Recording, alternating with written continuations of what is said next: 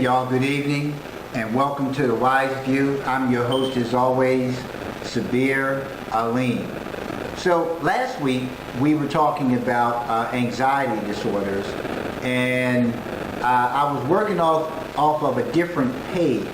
Tonight I'm going to switch up because I also want to talk about some other things regarding anxiety disorders, especially as they pertain to medical facts about anxiety. So I'm at this article on healthprep.com.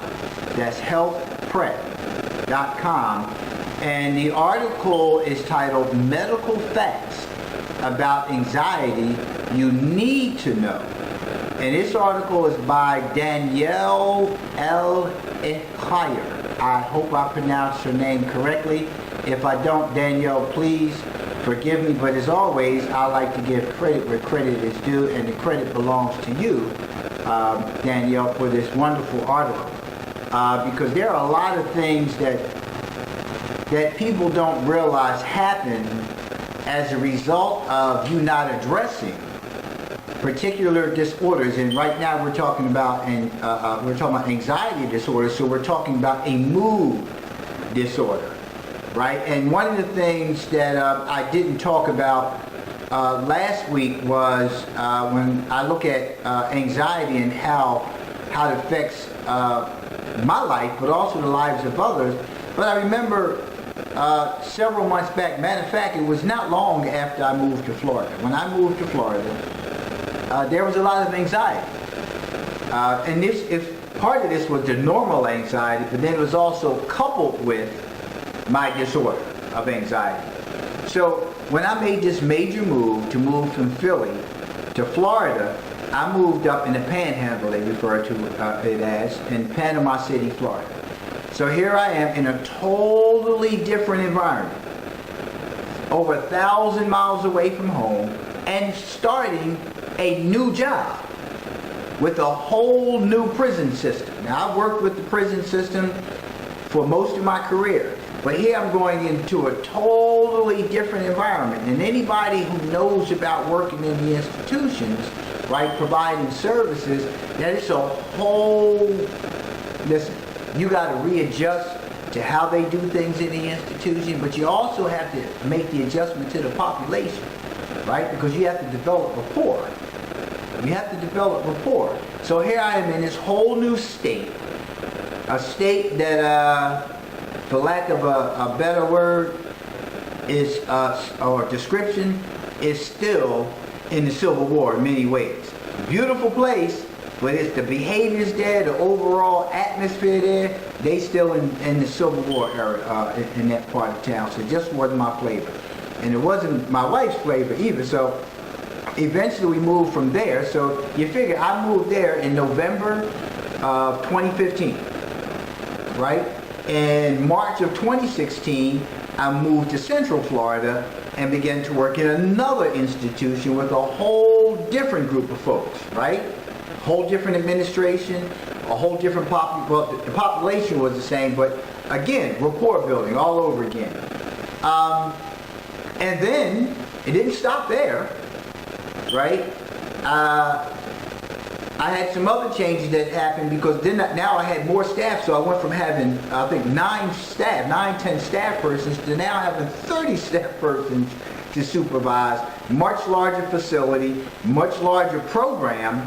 So it was all of those things that I was dealing with at that time, in addition to some personal things. So one night, well, it's like about maybe 3, 4 o'clock in the morning, I had to drive from Central Florida in Ocala up to Tallahassee for a meeting. And my wife and I had gotten in the car. We were heading out, and I was driving. I was going to take the first stretch because it's a 7-hour ride. Got in the car, got to driving, got on the highway, hit a dark spot on the highway, and I just pretty much freaked out. I literally freaked out. I started hyperventilating. My anxiety just shot up. My head started hurting, vision, all of those things. I was really going through it. I couldn't drive. I didn't know what was going on. I thought maybe, I had jumped up and got dressed and got out too fast. If I had a full time to wake up, I thought maybe I had too much coffee, because I was also feeling really, really jittery. Didn't know what was going on, but we had to switch seats. Well, that was somewhere around maybe April, May of 2016. Folks, I just started being able to drive at night a couple of months ago, maybe about 3, 4 months ago. I just started. And one of the things that I didn't do was related to anxiety. It didn't even dawn on me. Had no clue that all this was tied into anxiety. So when I say that I continue to do research, I continue to learn, and that when I do these articles, right, with you guys, I learn so much more about myself. I never for once tied it into anxiety, but most importantly, I've never tied it into the level of stress that I was also under. Yeah, a whole lot of stress. And one of the things I talked about last week were things that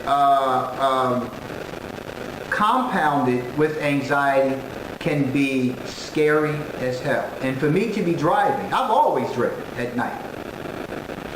And for me, all of a sudden, not being able to drive at night, it was the scariest thing in the world. As long as I was in an area on the highway that was really well lit. Now, I could drive in the city, because, when you're driving around in the city, it's well lit in most cases. But when I got to that spot on the highway where there were no lights on the highway, I literally freaked out. I didn't know what to attribute it to, but it lasted, like I said, up until about 3 or 4 months ago. And this happened back in, like I said, May of 2016. May of 2016. And it went on and on. I couldn't drive on the bridge. I started hyperventilating when I would drive next to other vehicles. Don't let me be in the middle lane. I would always try to get to the end. Couldn't be on the end lane because I felt like I was going to drive off the road. I mean, it was something terrible, folks. A ride that would typically take me 30 minutes.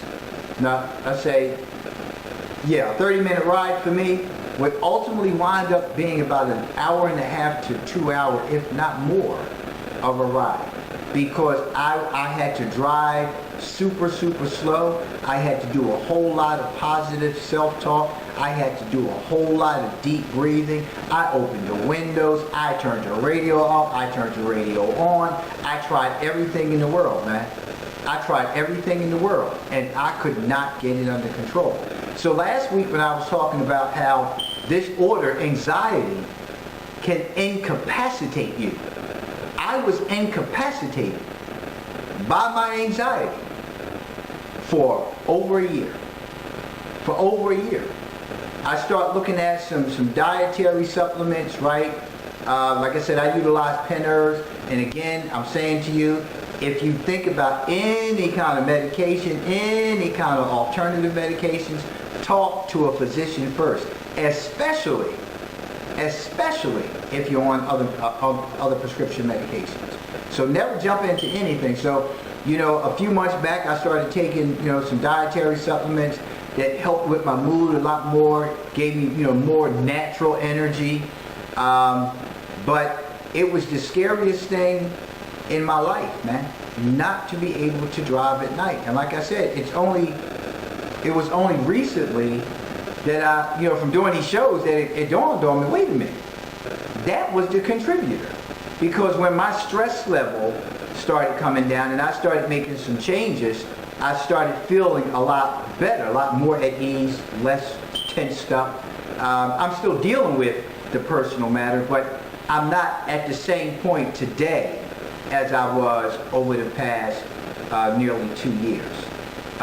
So when you start looking at being incapacitated, I really want you to start looking at some of the things that you once could do that you're not doing anymore. Maybe it has to do with the disorder. I'm going to go more into some of the stuff about medical facts regarding anxiety disorders in a second. But you have to start taking a look at yourself. Stop dismissing things. Stop acting like things are not there. Stop being caught up with what stigmas may be attached to you when somebody says, well, you have a disorder. Listen, that's why so many people right now, right here, right now, are suffering. They're suffering. They're suffering in silence. They are. There are a lot of people who you later hear that took their life, or they got hospitalized, or or they lost their job because they're so overwhelmed, they're so incapacitated from living that they're just existing. And that happens to a lot of us until we go and find out what's going on. So listen to your body. You're having headaches and stuff like that, don't just start dropping down some Excedrin PM, Motrin and all that stuff. Don't just start automatically dropping it down. Find out what's going on, especially if it's continuing. If you don't typically get headaches and you're getting headaches all of a sudden, you need to start using that insurance you got in your pocket to go get some help and check it out. There's all kinds of conditions, and I'm going to talk about some of these medical conditions tonight. So again, medical facts about anxiety you need to know, and that's at healthprep.com. And I gave credit to the author of the article. So let's go into the article. Anxiety is one of the most pervasive mental health issues today. Worldwide, it's all over. Everybody's got touch with something. You can live in this world, in a special way our society is today, and escape it in some capacity.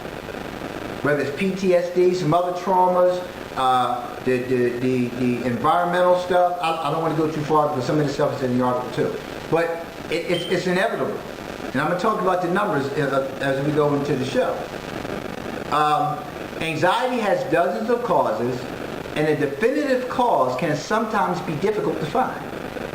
Trauma, fears, or worries can cause anxiety. Let me say that one more time. Trauma, fears, or worries can cause anxiety, as can a number of mental health issues, personality types, and substances. Many individuals with anxiety do not report their symptoms due to not recognizing them or out of fear of being labeled neurotic. Despite the social stigma associated with anxiety, there are a host of medical complications that can come, I think they missed the word though. There are a host of medical complications that can come to be associated with anxiety, right? So the first thing they have on this list here is decreased energy. Anxiety can cause one's neurochemistry to become imbalanced. Remember I talked about the chemical imbalance last week? The human being is made up of nothing but chemicals. Most of what you find in a human being, you find in the earth. Yeah, look it up. Most of what you find in the human being is found within the earth. Anxiety triggers many different fight or flight neurotransmitters, which can in turn trigger the constant release of relaxation hormones and endorphins. This can lead to a marked decrease in energy or a feeling of being constantly tired. Many individuals with anxiety use caffeine or other stimulants in order to combat the associated fatigue, which can lead them to more anxiety. One of the only treatments for the decreased energy associated with anxiety is restful, normal sleep. So that's the first thing on the list, lack of energy. Now remember, I also talked about last week how I found myself abusing substances, illicit drugs. That's where my addiction really came in, and I didn't know that I was self-medicating when I was doing it. And it started out young. Young I was self-medicating. Young I was drinking alcohol because of my anxiety. Didn't even know. Didn't know what I was feeling. It was never identified until my adult years, but didn't know what I was dealing with. Didn't know what I was experiencing. I was going through a whole lot of situations now. Don't get me wrong. I was living with my mom at some point. I was living with my grandparents at some point. Back to my mom's at some point with Uncle Frank. There was a whole lot of other things going on, with me. And I didn't know how to deal with those things. I had no clue what was going on with me. And when you're a child, you're just living. You haven't connected the dots yet to purpose and all that other kind of stuff. So, I was caught up. And then I started drinking alcohol. I think I started sneaking my grandfather's alcohol when I was like about 9 or 10. Because you also have to remember, back then, back in the 60s and the early part of the 70s, right, we came out of the era where the old folk, the southern folk, would make all these different kind of notions, right? They relied upon those kind of things. So I remember when I was young, my grandmother used to make this drink called a highball. It had, I think it was like Seagram 7, like a little bit of Seagram 7 in it, some ice cream, and some 7-Up. Right? It was called a highball. So when you put the little bit of liquor in there, and this was for us to go to sleep, because you know how we go to bed at night and they got to keep yelling, take y'all behinds to bed, and yup, we're not going to bed because we want to play now, because we get up under the covers and play and all that kind of stuff, talk all damn night long, and then can't get you behind up in the morning. So my grandmother used to make it was great.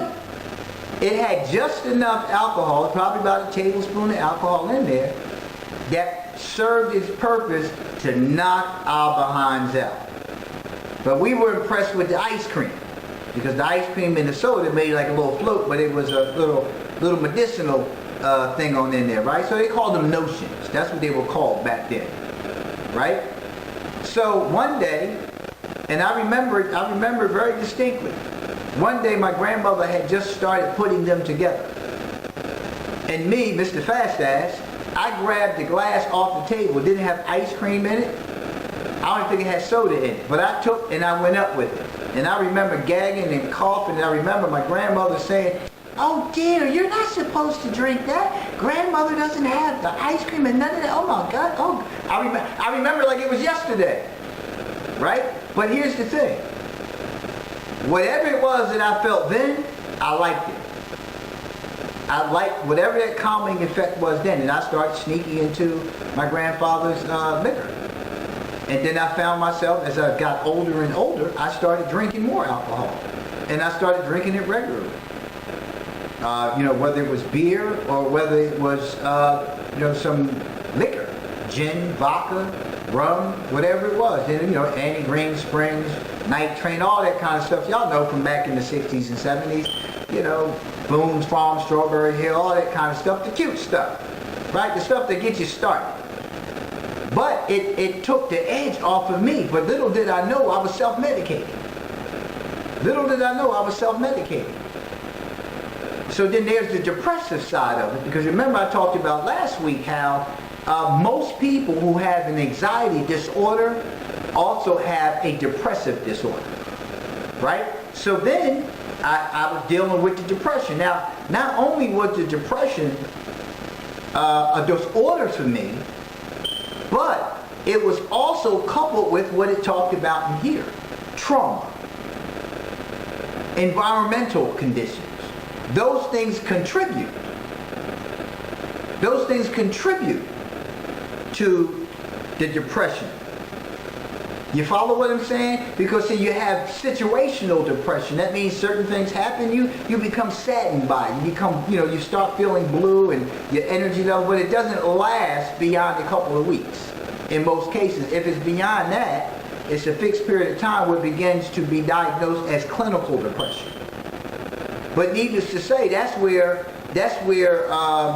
speed came in for me. Cocaine use came in for me. Cocaine became my best friend. When I started feeling down, cocaine was what I started using. So I started self-medicating early on. And a lot of people do this, whether you're using something illicit, over the counter, or prescribed. Right? And I'm not talking about something that's prescribed for you. Because some of us get things that are prescribed for us and we misuse them. But I'm also talking about those things that you find in grandmoms and grandpops and Miss Mary's and Uncle Frank's cabinet that give you that feeling too. All in an effort to fix what's going on with you at the time, because you don't know what it is. So in here it also talked about substance use, because that was one of the factors up here in the first paragraph here, where it says anxiety has dozens of causes, and a definitive cause can sometimes be difficult to find. Trauma, fears, or worries can cause anxiety, as can a number of mental health issues, personality types, because we're not talking about personality types, but there's a lot of personality disorders too. And I know y'all have thought about somebody already. And substances. So, when you think that you're using something and you're using, let's say, recreational use, you later discover that it may very well have been a form of you self-medicating and you didn't even know it. And you didn't even know it. So if you're experiencing like a lack of energy on a regular basis, you need to have a conversation with the doctor. Have a conversation with the doctor. That's what you got insurance for. Get yourself checked. Go have some discussion about like what's happening, doc. Tell the doctor exactly what's happening. Don't short it. Give it all to him, so that way he can make an accurate referral. Because understand this: when you go to a medical doctor, the first thing they want to do is give you some drugs. That's the first thing they want to do. And if you're a substance abuser, you're going to take the script. You're going to take the script and you ain't going to get the issue addressed. So for them to make an accurate referral for what your needs may be, the first thing you don't want him to do or her to do is say, here, take this script. Hold on. How are you going to make the determination that I need this? You haven't taken any blood work.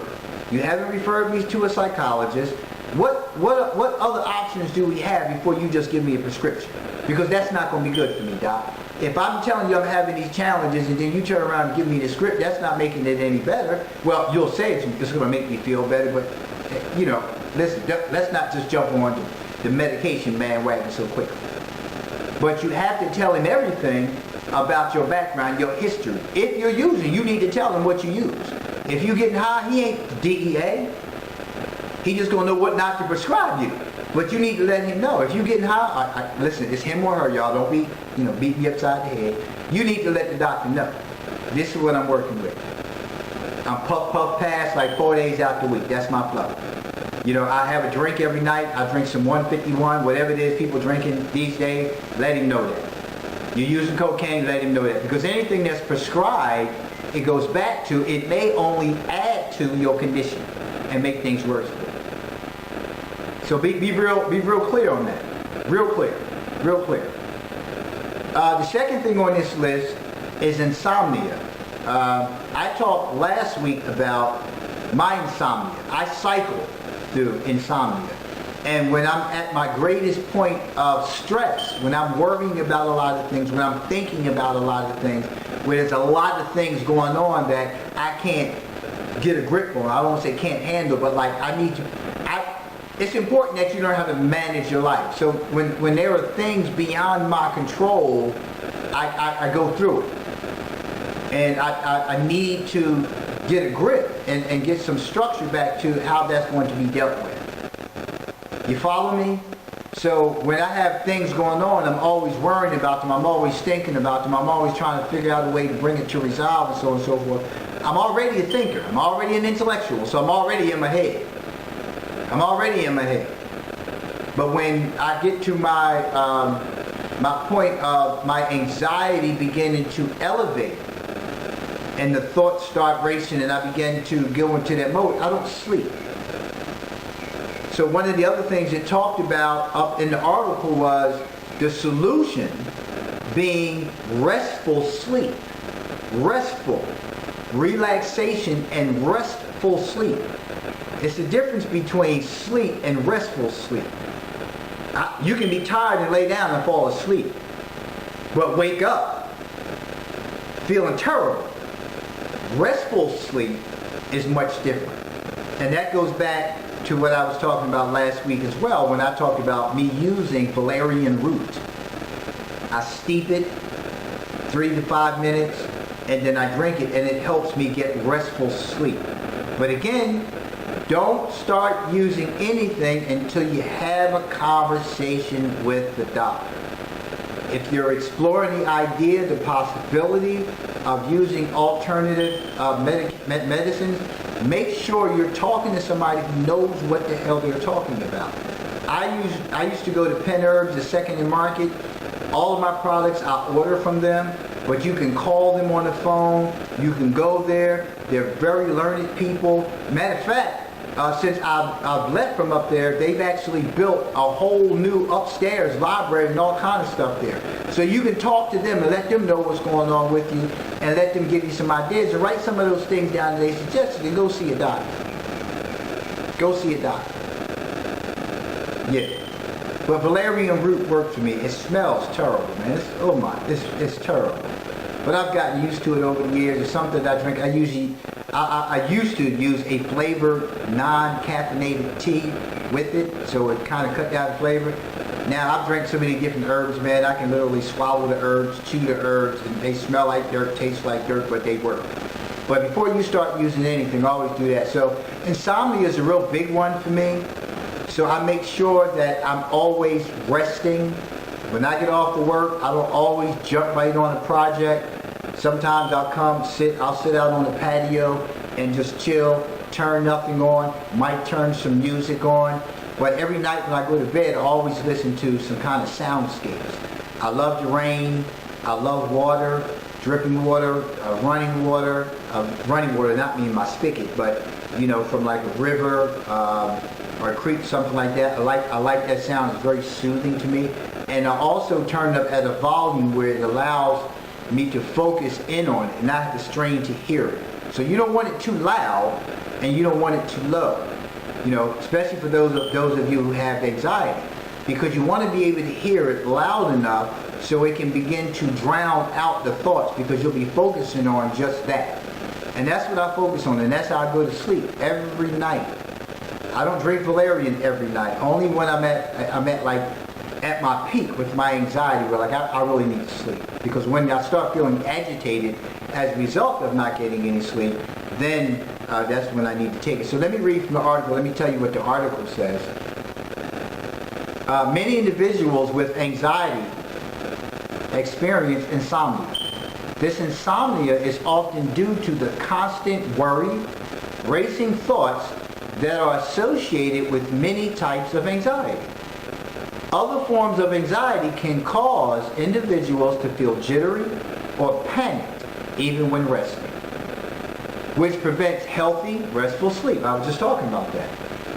Some over-the-counter and prescription medications can relieve insomnia associated with anxiety. But individuals with anxiety should always consult their doctors before taking any medications to combat the side effects of anxiety. I can't say it enough.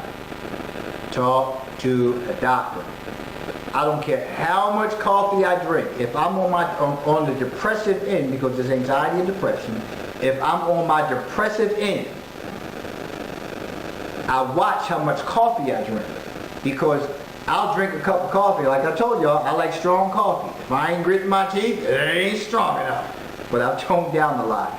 But I watch how much coffee I'm drinking, because what happens is, if I have one of my moments of anxiety kick in, because it just shows up, and I've had too much coffee, it can cause me to be very jittery. It can cause me to be very jittery. So I'm mindful of how much caffeine I take in.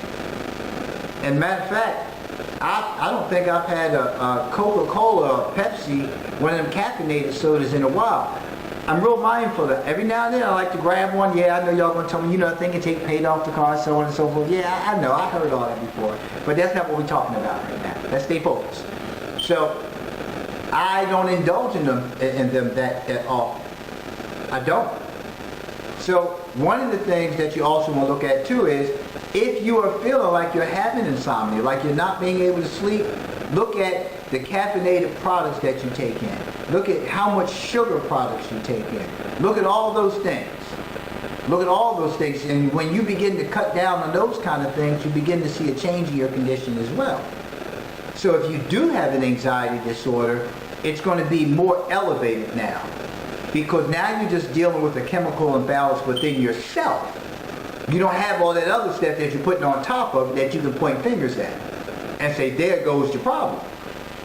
Right? When you start toning down on, the sugar intake and the caffeine products, then you'll see. Sometimes I can drink a cup of coffee at night and go right to bed.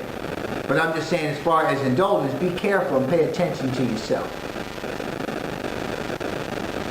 The next thing that is on the list, as soon as the screen changes, is a weakened immune system. Yeah. A weakened immune system.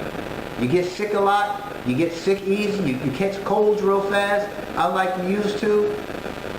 Good chance. Let me read from the article. Anxiety often leads to a higher number of colds or other minor illnesses due to a decreased immune response. The relationship between anxiety and the immune system is well documented, but still not well understood. Anxiety can trigger the release of stress hormones, which causes a variety of changes in the way your immune system responds to threats. Cortisol, an anti-inflammatory hormone, is released when the body is anxious. Cortisol works by essentially weakening the antibodies that can increase inflammation. Unfortunately, these antibodies also fight germs. So you see what's happening here? So when you're talking about anxiety, which is a mood disorder, there's also the chemical imbalance as a result of the anxiety, but then that chemical imbalance brings about another chemical reaction, a chemical response. It starts causing other things to do what they shouldn't do, and then what you're supposed to be doing ain't happening. So you can't fight off nothing. Yeah, this is all based on a mood disorder. So what does that tell you? This is a mood disorder we're talking about. That can bring about medical conditions if not properly addressed. And so you start having all these different things going on with you and don't understand why. But got that insurance card in your pocket and still won't go to the doctor. It's a $10, $15, $20 copay, but it's your life. It's your life. And it's important. The next thing on that list is going to come up, drum rolls, moving slow, digestive issues. Yeah. People don't think about this either. And I talked about last week how, and it was in the article that I went over last week as well, how sometimes my anxiety is so high that I can't eat. Yeah. That I sometimes get to the point of feeling nauseated. And trying to eat something makes me even more nauseated. So when I'm in that space, I'll drink some water. Now, cold water does it for me. Room temperature water doesn't. So cold water will help bring me down a bit. But it also saturates my organs, which is really important as well. Because it means if I haven't eaten all day because my anxiety is like that all day, right? And then you put cigar smoking on top. Yo, this is day 2, y'all, no cigars. I've got gum. And I'm smoking a cigar on top of that, so this is information for the smokers. So you don't eat because you're just that wired up, and then you smoke and drink coffee. Just let that marinate for a minute in your stomach. The burning sensation, the acid buildup that happens in the stomach. Now here you have anxiety, right, contributing to digestive issues. So let's go to the article here. Many of the most common side effects of anxiety are digestive issues.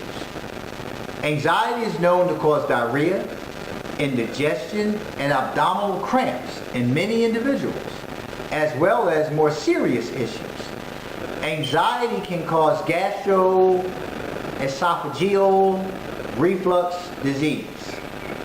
Got that? Gastroesophageal reflux disease. That's right here, when you feel something keeps backing up, you feel it in your throat, a little burning, it keeps going back up. Well, I wound up with ulcers, and I'll tell you about that in a minute. Or acid reflux, which can cause a painful buildup of stomach acid in the esophagus. This acid can also cause ulceritis, gastritis, and even irritable bowel syndrome. While some over-the-counter antacids can relieve these symptoms, the best treatment is to resolve the cause of one's anxiety itself. So, again, take you back to my terror life, the life where I was just a beast to not just everybody around me but myself. Right? It was that inner beast I had to deal with called addiction. So I told you I started drinking alcohol early on. I was dealing with a lot of stressful situations, a lot of trauma going on in my life, a whole lot of things going on. So I drank a lot of alcohol. Well, I want to say somewhere in 1980 something. What was it? Somewhere in the early 80s. Somewhere in the early 80s. I had gone to the hospital. And matter of fact, it was the one on Lombard Street, Graduate Hospital. I went to Graduate Hospital. And I went in there and I was in the waiting room because my stomach was in so much pain from here and here. It was in a lot of pain all the time. And all I was doing was just knocking down drinks because the drinks, I was a big Cavassier drinker. I just kept on, and every time I took a drink, it felt like it numbed the pain. So I just kept drinking on top of it. One day the pain had gotten so bad, I was bloated up here. It wouldn't go down. It was swelling. I went to Graduate Hospital up in Philly, and I was sitting in the waiting room. By the time they called me to the back, which was probably every bit of 10 to 15 minutes, by the time they called me to the back and was telling me to take my stuff off so the doctor could come see me, the doctor was coming right behind the person who was telling me to undress and let me know that he had just admitted me to the hospital. He sat and he watched me the whole time I was in the waiting room, and he watched me hunched over in pain, and I would just grunt like, because it was burning and it was hurting so much. They rushed me into x-ray, and they took an x-ray, which was called endoscopy, where they knock you out a little bit, and they stick this tube through your nose, down your throat, into your stomach, and they take pictures. And what they did, well, I wasn't knocked out either. I was able to see on, well, I wasn't totally knocked out, I could see on the screen. But after I came through, he showed me the pictures. I had an ulcer here, right at the end of my esophagus, and one right in my upper intestine.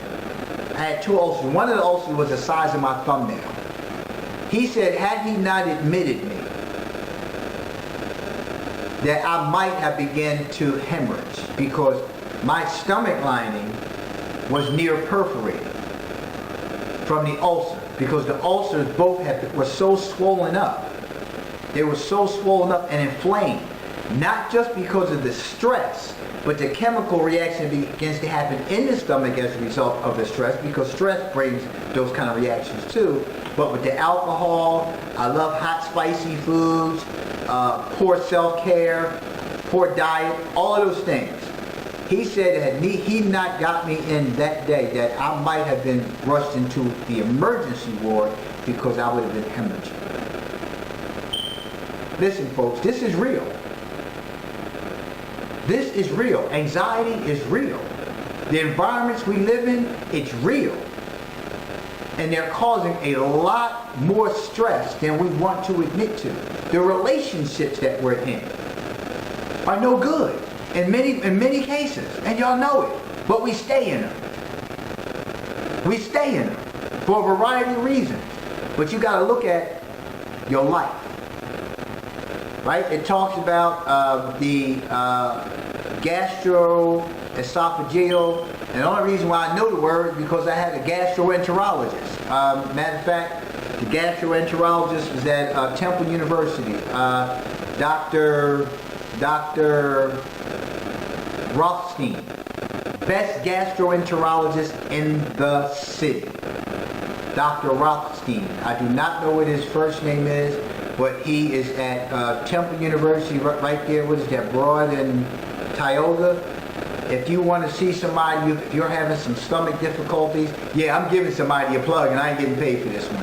But Dr. Rothstein, the best gastroenterologist in the planet. Yeah, I said it. Okay, so he took care of me, taught me a lot of things about ulcers, and I was on Zantac, Tagamet. I was the guy who used to carry around Pepto-Bismol, and what's that other stuff? I forgot the other stuff that you drink.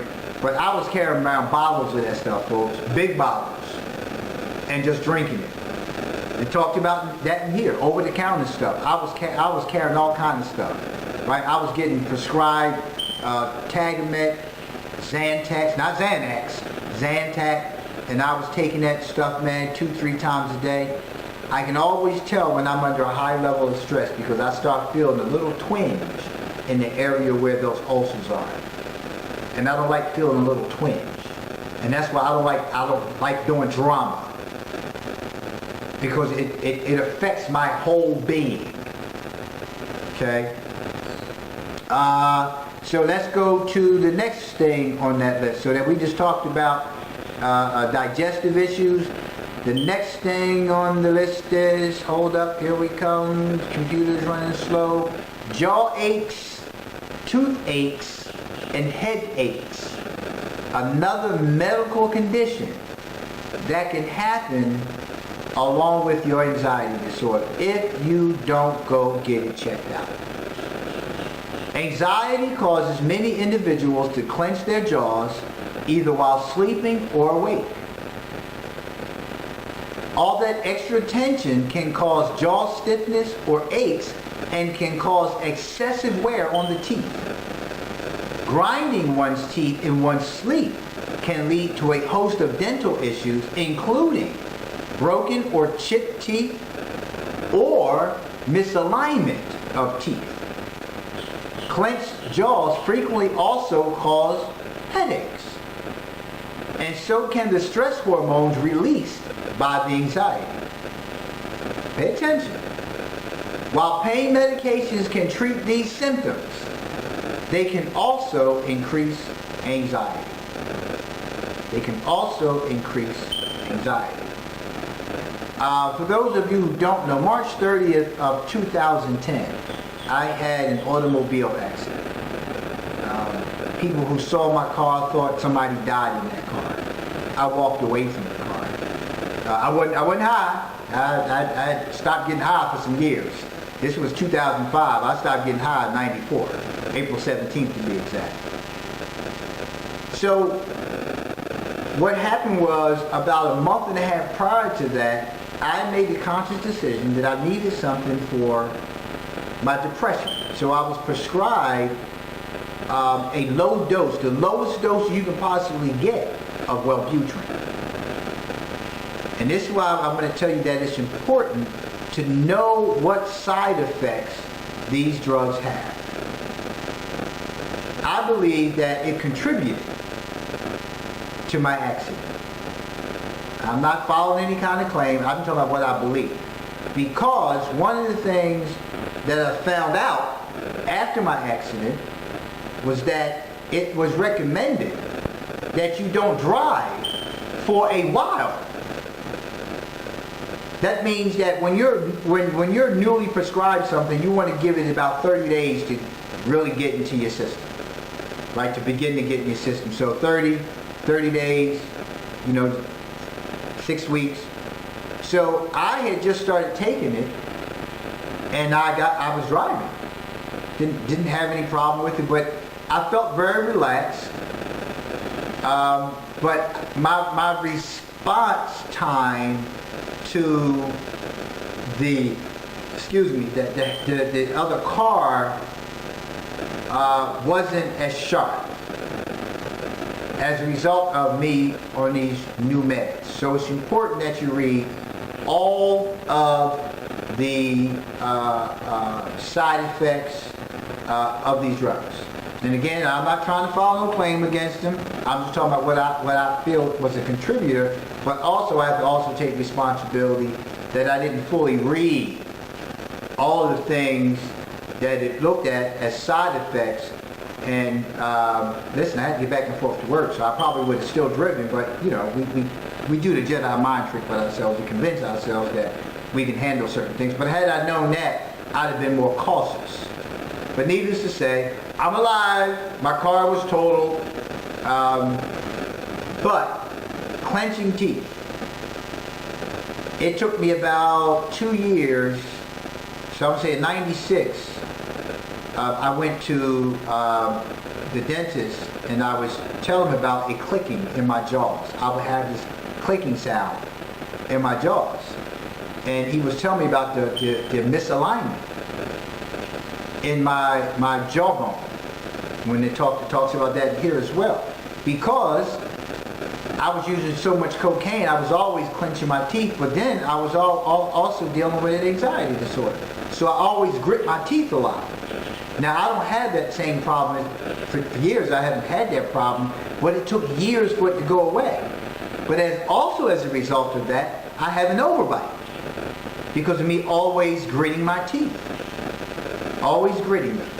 Gritting them in my sleep, gritting them in the daytime, gritting them out of anger, gritting them in just all. So you got to pay attention to those things. So I also was getting headaches for a while. I contributed the headaches to too much beef. So I kind of almost like went null and void on beef. I eat beef now, every now and then. I'll eat a whole lot of it. But all the things it's talking about right here have been my experience. Have been my experience with anxiety. So the next thing on the list, because we getting close, and I told you I want to make sure I cover this whole list. But listen, folks, none of these disorders, right, are to be played with. None of them. But anxiety and depression, right? I'll listen. I'm gonna ride this out with y'all. I'm gonna do depression next week, right? So you can see. But last week, remember when I was doing the article on anxiety, it also talked about a depressive disorder as well, right? So next week, I'm gonna come back. The show ain't over with yet, but I'm gonna come back next week and I'm gonna talk about depression. I'm gonna talk about depression. The next thing on the list is perspiration or shaking.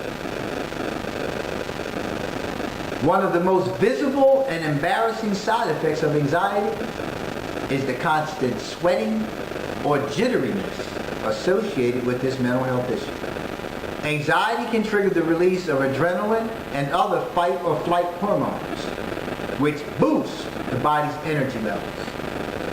While this can be a good thing in truly dangerous situations, they're talking about fight or flight, anxiety often strikes for reasons other than the need to protect oneself.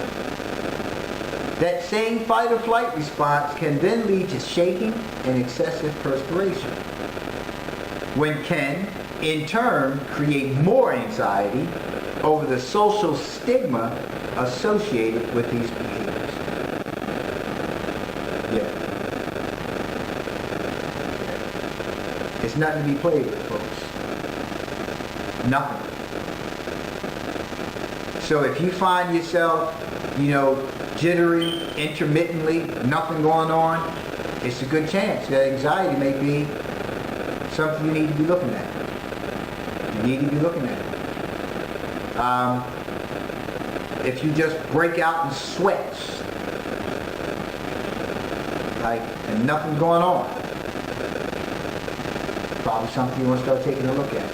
A lot of times, again, we dismiss things like they're nothing. We contributed to something else. We find ourselves getting out of relationships, stop eating certain foods, stop going in certain environments, thinking that we've identified what the problem is. And sometimes it is that damn relationship, but on a lot of times, a lot of instances, man, it has more to do with you. So here you are in a position of experiencing more than just a mood disorder. Now you got some medical stuff going on that you're dealing with. So now you got to start looking at all of these things about yourself. Look at everything about yourself, man. Look at how you feel every day. When you wake up in the morning, how do you feel? How do you start your day in the morning? How do you kick your day off in the morning? How do you sustain your day? How do you end your day? Think about those things. Look at all the activities and stuff that you typically involve yourself in. Look at how you're feeling now. Are you still doing those things? Have you fallen back? And we ain't going to go to the conversation about social media, because that's another big contributor to a lot of people's anxiety. It really is. Listen, you think you got friends on Facebook, all of a sudden you start realizing, damn, they worse than the friends that you got in real life. So you got to start looking at those kind of things. But if you start finding yourself, you're often sweaty in situations where they should be pretty, chill situations. Again, look at it, man. Look at if you're sweating at night, in the middle of the night. If you wake up and you're sweating in the middle of the night. If you find yourself, with your jaws feeling a little tight in the middle of the night, but sometimes you don't realize you grit your teeth. Sometimes people have to tell you, you be grinding your teeth at night. Because you might have to look at maybe get some kind of mouth guard or something like that. And it's okay to put a guard in your mouth to keep you from destroying your teeth. Right? Because, we need them, and I didn't do too much of a good job taking care of mine. Over the years, but I do great now. Well, I do good now, not great. Loss of sex drive and performance. The leading cause of erectile dysfunction is anxiety. Since anxiety can disrupt the body's normal cardiovascular performance, anxiety often causes erectile issues due to decreased blood flow to the penis. It is estimated that nearly 40% of American men suffer from some form of anxiety. But the number of erectile dysfunction cases reported is often much lower due to the stigma associated with decreased sex drive. That decline in sexual performance can, in turn, trigger more anxiety. And the vicious cycle feeds itself. Well, let me first say that erectile dysfunction is not an issue for me. All right? Never mind. Anywho, but now this specifically talks about erectile dysfunction, right, for men, because it's talking about the blood flow, right? Because in order for the organ to enlarge, if it does for some, but in order for it to grow, it has to get blood running through it. If blood is not running through it like it needs to be, then you can't get a full erection. You may get a partial erection, but you won't get a full erection because of the low blood flow. Again, you may not be noticing that you're not Well, you probably notice it. Well, somebody else notices first, but you might, if you notice it, you won't like really look at it like, you know, because you already had that stigma in your own mind. Like, damn, what's up with this? And maybe I just ain't feeling her. You start finding something else to blame. It's her. It's her. It ain't me. It's her. And then when it's the next her, and it's the next her, you just feel you're making bad choices that you just need to go back to somebody else who it was working well with. But then when you do venture back, you find out, well, first of all, you really don't want to mess with her because she's crazy as hell anyway. But when you find out that, well, damn it ain't her. But wait a minute, is it me? So, but it's a difficult thing, man, when the man thing ain't working. And again, it ain't been my experience. I'll be 58 in a minute, and I ain't had that experience yet. But it's nothing to be played with. Well, I guess that's not. Anywho, so erectile dysfunction, right, can in fact be as a result of anxiety. It can be anxiety with that person, right? It can be a new relationship. Again, I told you my experience. Whole new state, whole new environment, whole new job, whole different group of staff, whole different culture of staff, right? I mean, it's a whole different culture up in Panama City. So a lot of adjustments, you know, coupled with some personal stuff that I've been dealing with, man, it was really wearing me down. It was really wearing me down. So the disinterest may have been a factor during the depressive times. It was relieving for me during the anxiety times. But listen, get it checked out. If you haven't had that experience, go ahead and get that thing checked out. It might be something serious. And again, we're talking about medical conditions as a result of a mood disorder.